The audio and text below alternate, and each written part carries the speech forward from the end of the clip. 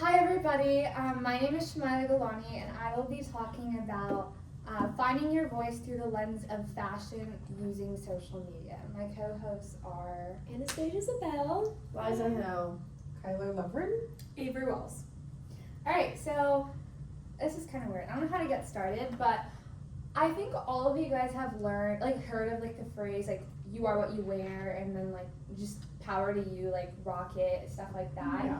And I think that as much as we think of it as a movement just to empower other girls, and not just girls, everybody included, it actually is a thing. So I don't know, have you guys ever heard of enclothed cognition? No. Mm-hmm.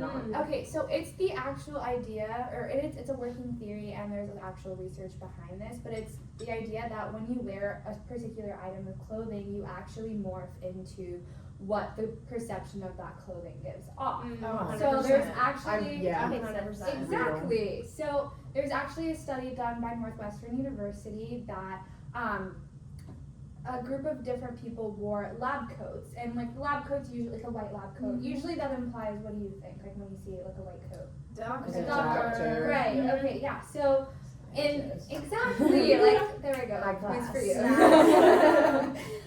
But in that study, the people who actually were wearing that lab coat and actually acted as if they were doctors or something medically related were from people, just random people around them, were given the attention and sort of the more respect of them being a doctor or a medical professional.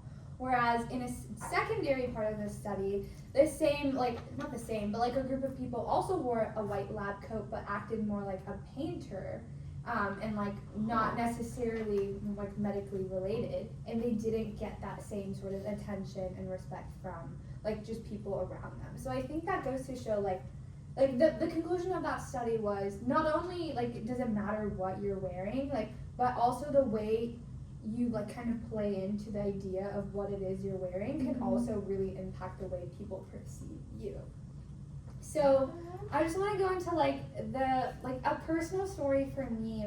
I know right now I tend to seem like I like fashion a lot, which I do. I really do. I enjoy dressing in certain ways and just being more fun. Although sometimes I'm kind of boring, today.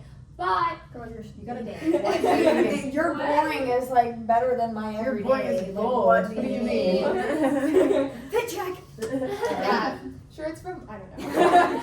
Anyways, but when I was in kindergarten, I remember my mom would always try to dress me in the cute pink dresses with matching bows and matching this and that and shoes, and it was top tier, super cute, but I hated it. It might be surprising to hear, but I was kind of a tomboy when I was younger, and I hated having I hated having long hair. I hated having my hair up.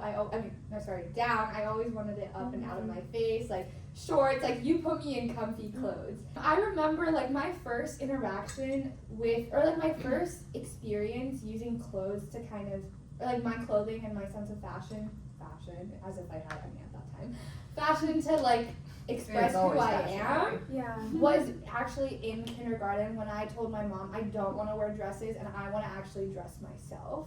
I'm you need to stop dressing me. I want to do it myself, which I was that's kind of a girl boss move. Ooh, 5-year-old. So yeah, Yes. 5-year-old me went from wearing matching everything in dresses all the time and skirts all the time to shorts and the plaid shorts and just a t-shirt with my hair always up and I would call it my octopus pony because the ponytail was right here. Yeah, That that's was one of those. It was Yeah. actually so Same. cute. Good But vibes. We've all done that. I think it was my first experience with expressing myself through clothes, and I think ever since then I've always realized I realized that okay, no, clothing can be a way to express how I feel.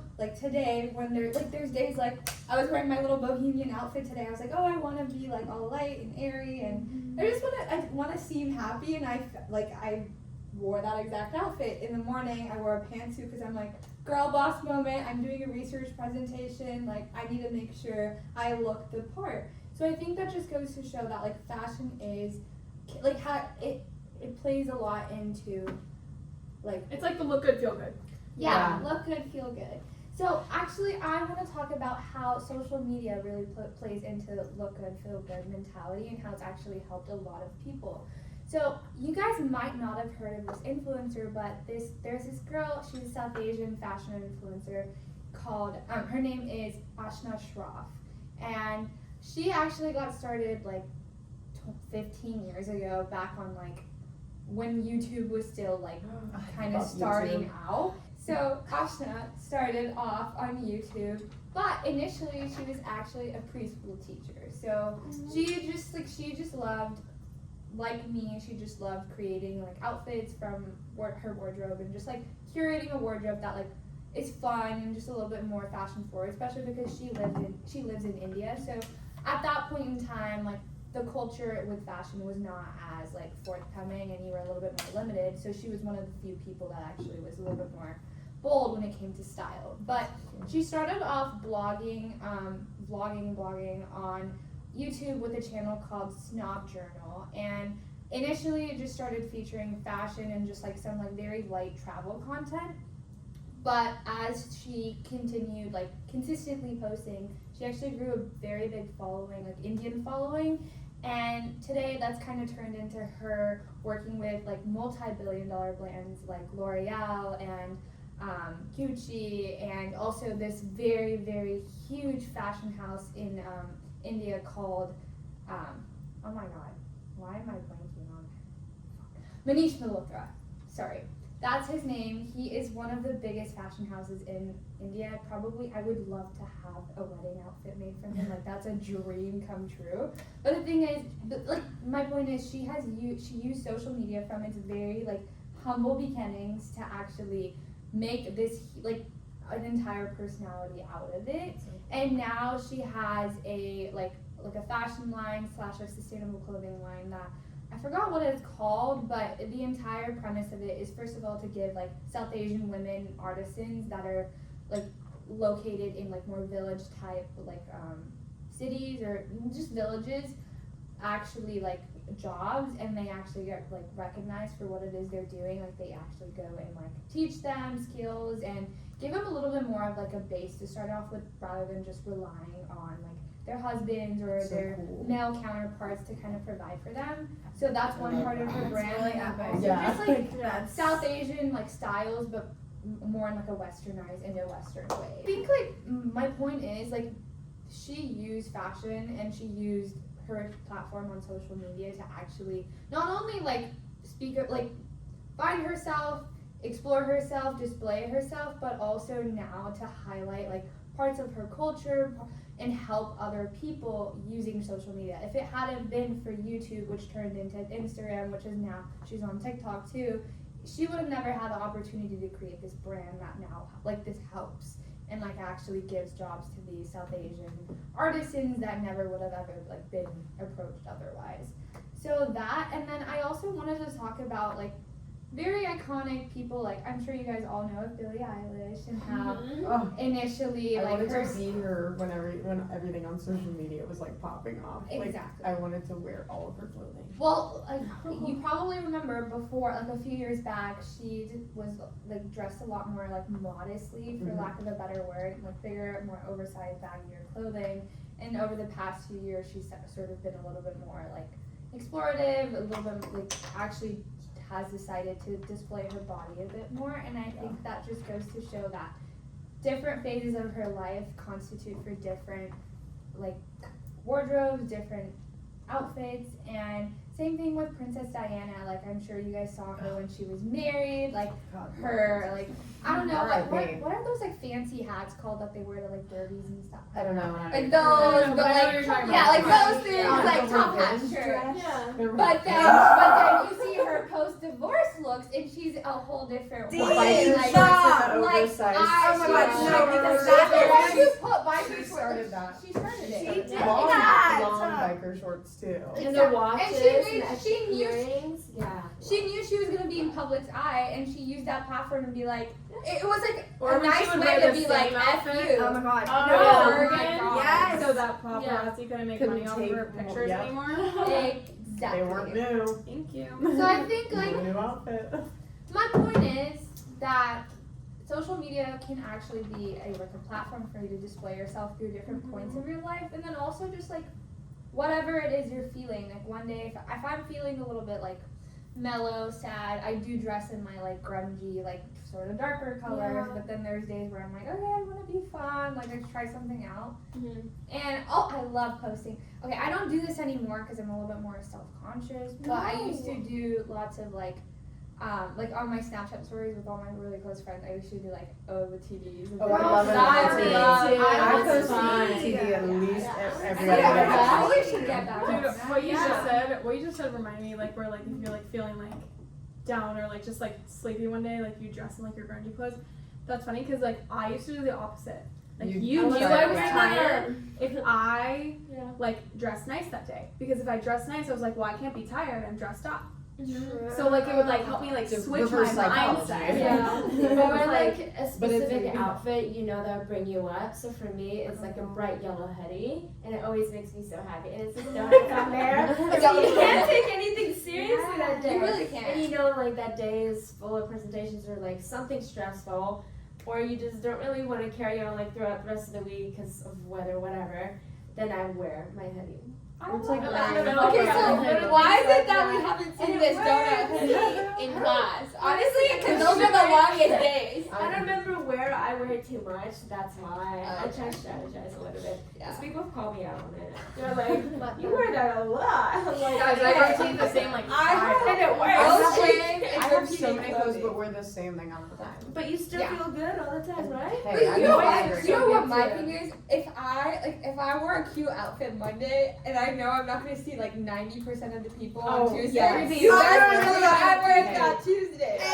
I'll fully do I it at 3 days least in a get week one if or it's two. really cute. Like I if get it's a two different dress, wigs on everything.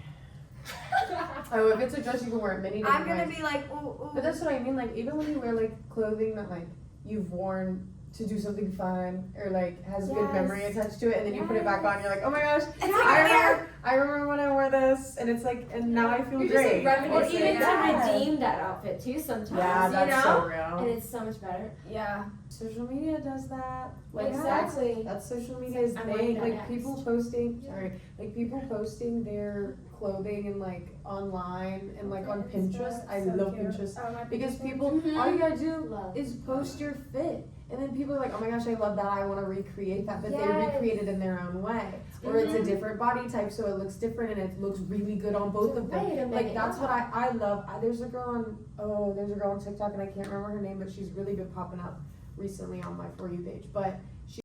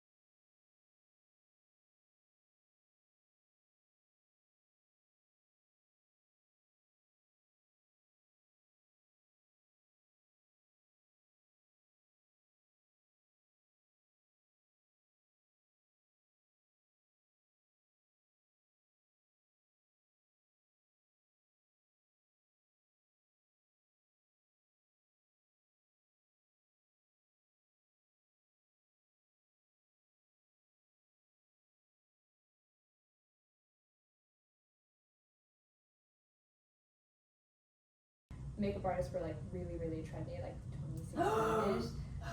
Love that. But now she's kind of transitioned to like all things home, beauty, fashion, and she is obvious. She doesn't look like every like skinny girl on like your Instagram feed.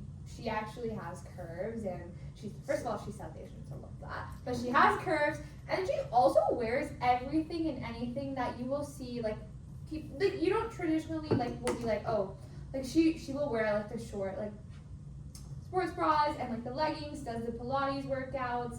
I mean like she does like there is no restriction on what she wears, and I think you can check like her comments on her TikToks. It's like, oh my god, Nabella, like I felt like today I decided to wear an outfit that I was not comfortable wearing because I saw you wearing it. Yeah. And it's like comments like that So it's a because you community. see like someone you look up to wearing it and you're like, okay, wait, if she can do it, so can I. I think at the end of the day, I think everything, like every subject that we've talked about is about creating community. Yeah. Mm-hmm. Whether it's in fashion, advocacy, travel, music, food, whatever it is, it's like at the end of the day, like all the social media topics that we've talked about, it's like it's created a community for someone or something. Yeah. And I think that's Yeah. so important.